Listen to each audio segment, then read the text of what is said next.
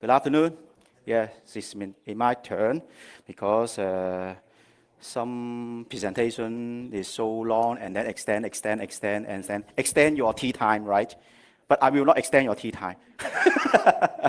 Actually, the content is here, so no may not be shorter or may not be longer. Okay. Okay. Today's topic, digital deep. Actually, this topic name is not decided by myself. It's decided by Hacking the Box, but I don't know why. Use this. Yeah, my topic name is any secret in the IoT. Okay, but anyway, this is the same. Okay, my name is Kelvin. Yeah, I have spoken in some famous conference, but most of them are focused on the forensics field because I'm a forensic guy. I'm working in a law enforcement, but today I'm not represent some law enforcement agency or the police or the custom. I just come to the Amsterdam and then present our research independently. Yeah. This is my second time to Amsterdam, but it's a good place here, Amsterdam. Okay, DEF CON, hack in Taiwan, Kokbu in Tokyo, or even the ISC Square. I got the prizes, ISLA, Asia Pacific, yeah. And then I also have some publication since 2011. The first paper is the Facebook forensics. This is the first one. Forensic topic on the Facebook. It's still recorded in the US government. Yeah, you can search it and search my name. You will find the paper. Other than that, also doing the forensics things, focus on the mobile device, just similar to the IoT device. Okay, let's start. Okay, hacking IoT. Any ideas of hacking IoT? No. No one tried before? No. Yeah. Once, first of all, you want to hack a device, you will think about what information, what data you can gather in the IoT device. For the IoT device, you may think the ecosystem, right? And then the device memory or the data or the interface, maybe the web interface or the IoT device interface itself. Maybe the configuration file, that is the firmware. Etc. is you can find on the OpsWalk website. There is a top 10 attack vector of the IoT device. But most of you, or maybe most of you, not all of you, the first thing to attack the IoT device will using what kind of method? What kind of method you want to try to attack or intrude the IoT device? The protocol, right? The software, right? Application, right? Yeah, the basic protocol and the software-based method is a Wi-Fi, wireless, simple, right? Internet. Second thing is the Bluetooth. BLE is a common communication between the IoT device nowadays. And then the CB, at the another chat tool also talking about CB attack, but I want to talk about more on this CB. And the RF, SDR, and the NFC, the smart card, the previous topic, NIC, smart card, and the HCE. HCE, there's another workshop yesterday talking about HCE. This is all of this method is in software based, but in my research, not the software based. How about hardware based? Any idea of the hardware based? Yeah, UART. Yeah, UART. Very, very old school stuff, UART, right? Yeah, using the console communication, right? Soldering something on the motherboard or circuit board. You know, Cherry Bosom last year, WikiLeaks, yeah, talking about the router hacking by the CIA, right? I go through the full paper of the Cherry Bosom, only in the page 124, paragraph 13, talking about the hardware attack using the JTAG. Just few lines talking about hardware attack. Other than that, all is a software, all is application, all is a signaling. So I do that research. But I'm not starting from the leakage. I start this research before 8 years ago.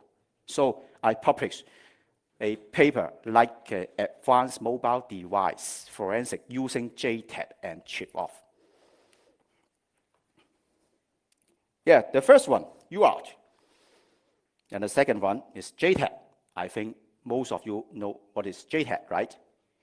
Soldering, like UART, soldering some test point to test the device. Another is the ISP. ISP should be the in-system circuits programming, something like that, yeah. And then the chip-off. Chip-off is most difficult one. Yeah, JTAG, Joint Test Action Group. The basic communication with the memory chips using the test point, like that one. Yeah, TDI, TDO, that is test data in, test data out. But for the IoT device, only 4 points, 4 taps is enough to connect to the device to retrieve the data. It's the test data in, test data out, test reset, and the grounding. That is okay. But for my previous research, talking about the mobile device, because much more processing for the device. So all of these line points should be connected. If you want to acquire the memory or image or something from the mobile phone, even the mobile phone or even the device is damaged, can't be switched off, or maybe the break. And then the important thing is the device is not USB debugging mode on. That is, you can't use the root access. You can't use the debugging mode. It's a common end-user mobile phone, just using the pin knob or pattern knob to open it. You can't bypass the pin knob of a pattern knob. Okay, that is the physical data acquisitions have different pins. Actually, the maximum pin of the test point, TAP, is 30. So in the market, there's some device will provide you how to identify which point is together with or definition with this 9 point. Okay, in the Cherry Bosom, we're talking about the Linksys router, WRT54G. So I use this as an example. Here is the Linksys router, JTAG pin. You can find it or Google it from the internet because this is a common model. You can find it. But anyway, I try to use the device to identify which one should be belong to which TAP. So here is the 12. Okay, another one is the UART. UART, similar to the JTAG point. Also, again, in the Linksys router, beside the JTAG point, here are the UART point here. So you can use JTAG and the UART to connect the device. But nowadays, not all the device, not all the router or IoT stuff could have both access point. Even the JTAG point is hidden. So how can I access the device using the JTAG of UART? That is using the chip of or ISP. But the example in this session, I will show you using the JTAG tool, because we are another village downstairs is a chip of village by VXRL is my partner company, partner organization. So you can go down and then try the chip of. Maybe some of you have tried it before in the morning session, right? Okay, this is the Linksys router. The sample is also put at my booth downstairs at the village. Yeah, this is a Linksys router. This is the device to connect with the JTAG as a bridge to connect with your computer. Yeah. Actually, in the market, you will find the bus baluster or this activate device. Both of these devices also provide the supportive communication with the JTAG and the UART. But I'm not the sales of these two devices, so I just advise you to use this. And also my research or my testing also using these two devices. Okay, apart from the hardware side, yeah, I will use another famous open source application.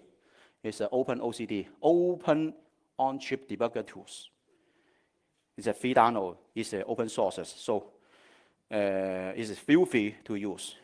Yeah, it provides debugging in system programming like ISP and boundary scan or working with adapter, debugging adapter, because not only two debugging adapter like bus baluster and the artifact, because you can search it or JTAG adapter, okay, a list of the JTAG adapter, right?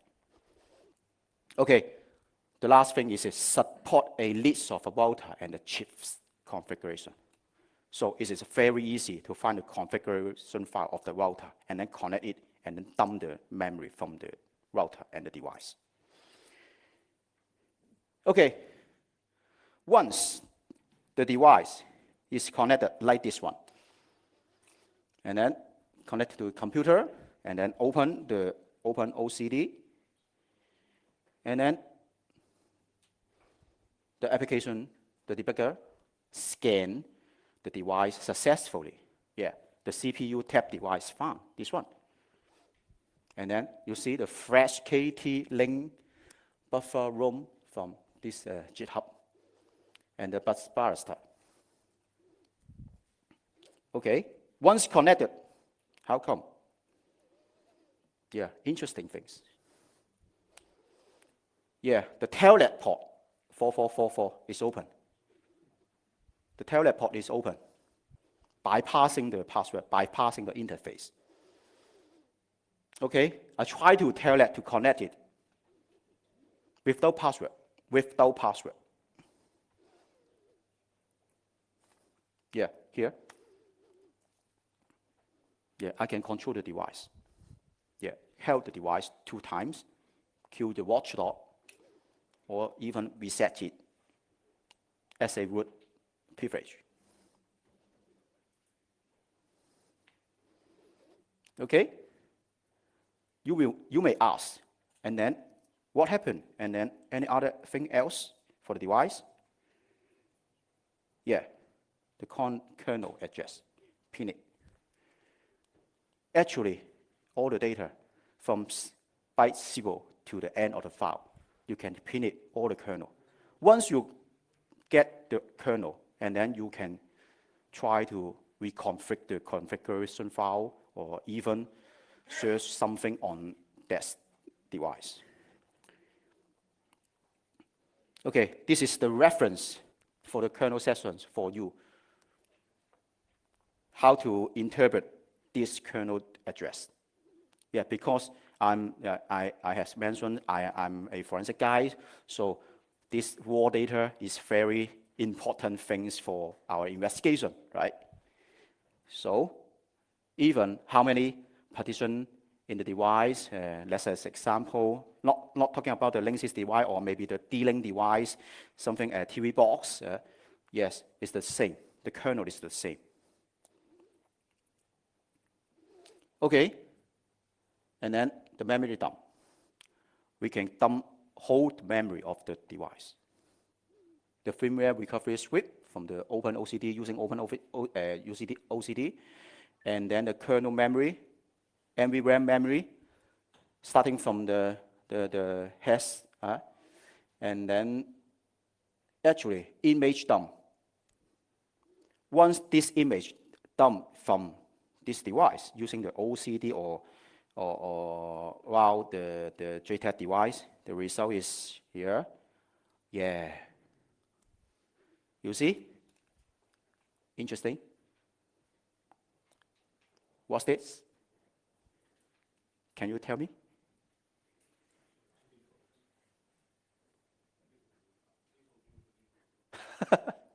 Yeah, the password equal to admin. That is the device using the admin as a password. Okay, it's a plain text. No encryption. Okay, and then someone will ask me why the device didn't encrypt something. Any idea?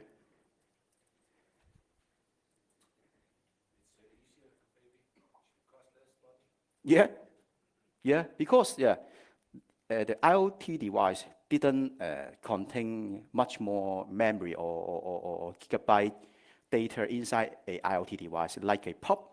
Yeah, this is only a chips, right?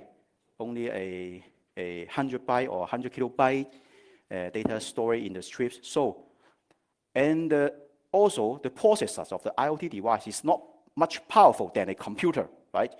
They can't do the encryption process. So all the things inside the IoT device or even in the router is a plain text or is a hash. No need to decrypt something when you get it out. So this is the weakest of the IoT device, or maybe a bug of the IoT device.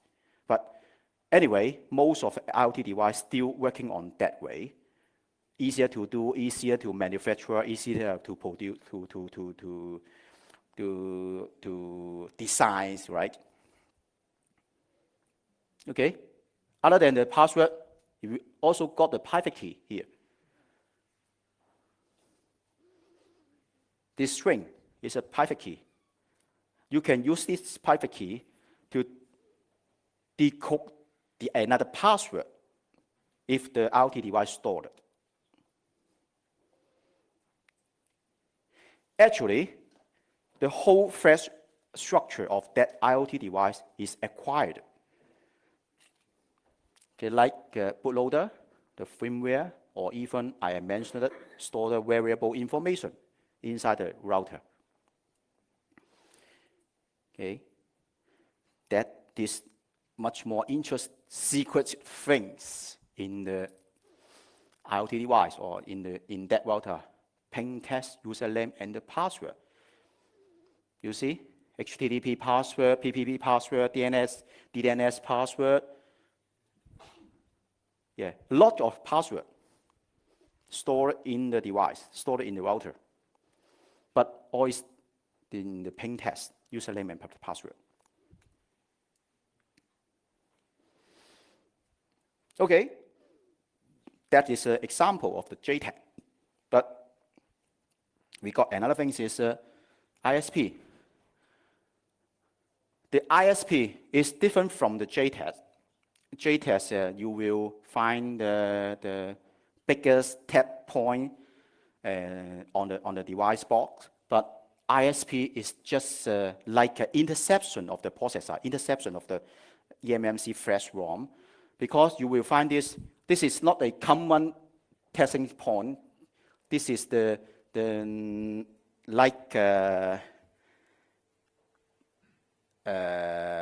IC connection with the memory chips nearby. So you will use a very, very, very thin cable to solder on that point, like that one. Alexa. Another example of Alexa. Yeah. You will see this one, and this one, this wired cable. Yeah. If you want to see how this wire thin, or maybe you could try this very, very thin wire. You can go down to my booth and then have a look of this Alexa device, because I still put it here, put it there, and then you can try and take a photo for you. Okay, another thing is my village. Yeah, this is a chip off using the infrared heating. For the old school stuff, maybe you will using the soldering iron or maybe the hot gun. But for the soldering iron, you can desolder this type of the chips. You could use the hot gun to provide some hot air and then remove the chips. But for the IR device, the IR infrared reverse station, just using the IR heat to remove the chips. It's more easier, more stable than the hot guns. Okay, that is the Google Home Mini. Yeah, also got the chips here, but you will see that around this motherboard, there is no JTAG point here. That means I told you before, some IoT devices are hidden the JTAG point to prevent your interception, to prevent your intrusion. Okay. Yeah, this is the village downstairs.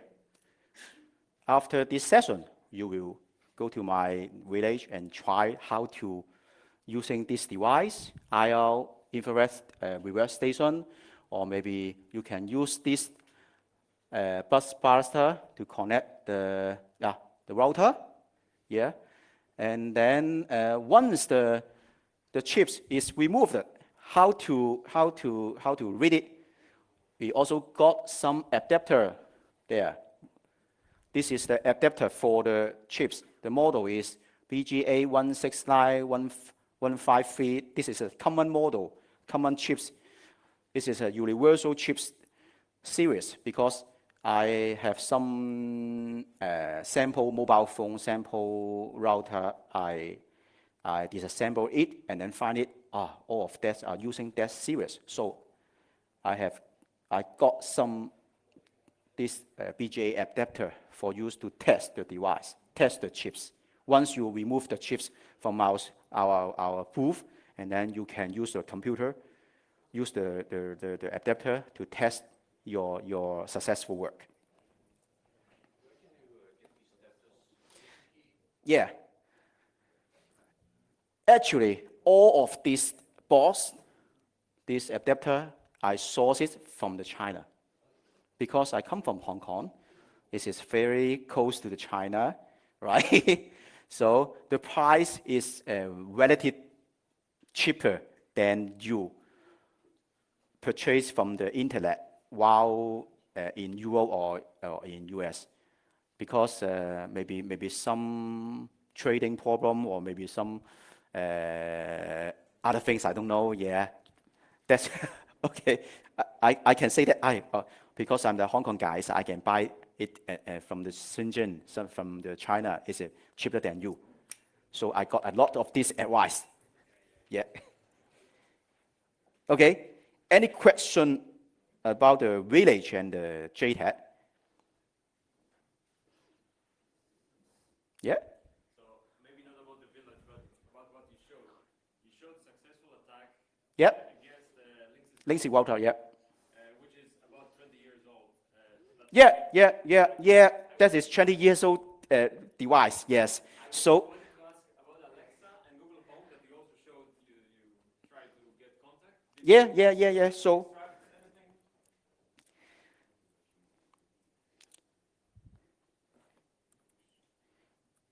for the Alexa, yeah, I use that ISP connection to try to retrieve the data. Do you know what is the OS of the Alexa? Anyone know? Linus? Really? Do you have Kiddo? Kiddo Pet? Is it from Amazon? Yeah, using the Live OS. Live. You know Live? KNIFE, Live. Similar to Kiddo. Yeah. How about Google? How about Google? No JTAG, no UART, no ISP.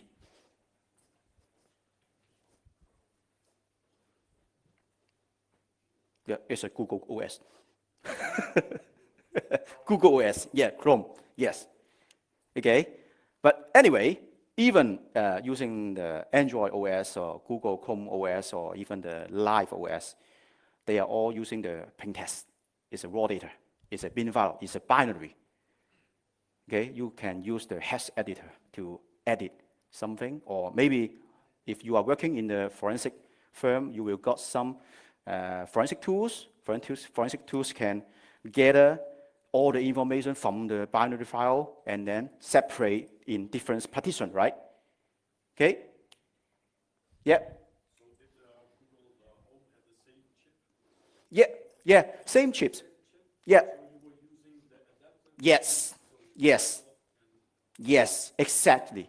Because Google still using the Android device, using the Google Nexus device, using the same chips here, BGA 153160. Oh, sorry, 169. Yeah. Okay. The last thing. Yeah, a little bit promotion. Yeah, Anthony. Yes, please come. Yeah, for the WixCon. But I'm not intended to speak here. But actually, next week there's a conference called WixCon. We got Michael Osman or other Korean hackers will come to Hong Kong to do a hacking. Conference. We got P-Webshop, P-Conference Workshop, Village, and Post-Conference Workshop. So you drop by, maybe not this year or next year, every April. Just welcome to that. And also we got some our good friend like Fish from Amsterdam from Hack in the Box to do some hardware things with us together. So we are very good friends with Hack in the Box. Dylan is my brother. So that's why hopefully then you guys come to Hong Kong. We get you guys to walk around like a tourist, at the same time enjoy hacking to connect with other people. Yeah, here's the discount code for the Hack in the Box audience. If you come to my village, I will give you some sample mobile phones for you to practice how to chip removal, or even you can buy a simple chips. It's around 10 euro, and then I will give you another gift. It's a T-shirt and a set of the USB drive. Yeah. Okay. That's all. Thank you, Kelvin. Yeah. If you've got any more questions, he's also downstairs. Yeah. So you can go. Okay, for us, there's a really short coffee break. Instead of 30 minutes, I'm going to grant you only 10. So better get some caffeine, because we've got some great talks coming up. One about the latest pen test techniques and technologies that you can use. And the other one is about hacking IoT speakers. And I'm not talking about present